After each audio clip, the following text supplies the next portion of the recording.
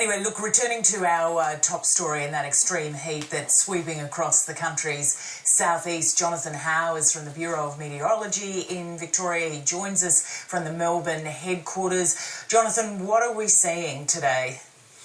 Yeah, good morning. So another scorching day across the southeast, with temperatures in Tasmania getting into the high 30s and across Victoria into the 40s and even mid 40s as well. So yesterday we saw that heat through South Australia, and Adelaide peaked at 41 degrees. We'll see that heat moving to Victoria, Tasmania and southern parts of New South Wales today. So Melbourne going for top of 42 degrees today, which would make it its hottest day in 3 years. Hobart's going for 36, which is incredibly warm for this time of year for Hobart. But the real heat is through northern Victoria and southern New South Wales, where places such as Mildura, Swan Hill, Deniliquin and Hay, we're up to 45 and even 46 degrees. So for some places, it'll be a January record in terms of heat through there.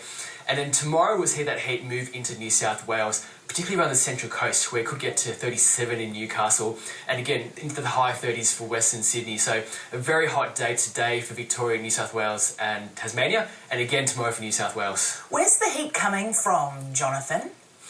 Yes, it's very similar to what we saw last week with the heat wave. It's all coming from the Pilbara district in WA. So the Pilbara district is typically Australia's hottest part, and especially in winter or summer, it tends to even stay in the 30s. But around this time of year, it's around 40 degrees, and we're seeing all that heat funneling down with a trough into the southeast. So we're seeing temperatures right now 10 to even 16 degrees above average, and all this air is coming from the hot desert, from the hot part of the Pilbara. Can you talk to me about this change that we're expecting later? Because with that, despite the drop in temperatures, there's also going to be some wind gusts coming in that are a bit of a worry.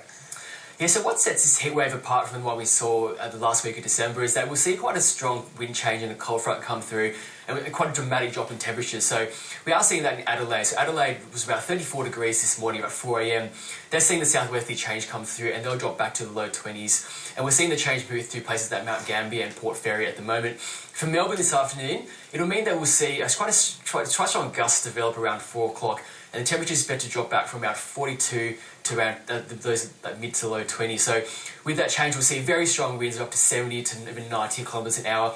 There is a strong wind warning for this, with those really, really strong winds. And ahead of the change, we will see even some dust start to develop as well in those strong northerlies. So quite a marked change on the way, which is, I guess, good news compared to the heat wave we saw last week, but a very, very hot day with elevated fire dangers today.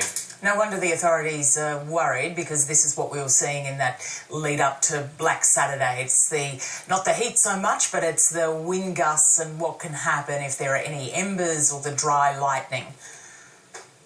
That's right. So with any kind of hot weather, we do see elevated fire danger conditions, and for today, Victoria is really feeling the brunt of that. We're seeing extreme fire danger conditions through northern and northern central parts of Victoria, and reaching severe category in Melbourne and even around the Hobart area in Tasmania. And as you mentioned, with this wind change, that could be a real test for firefighters, particularly if there are fires going.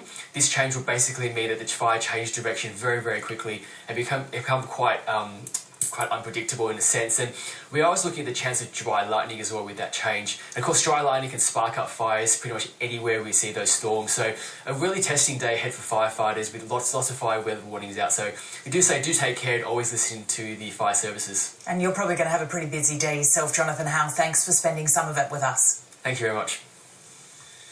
Yes, take care. And the trick is to have no fires around when the wind changes. So we hope everyone's safe in Victoria today. Now to a very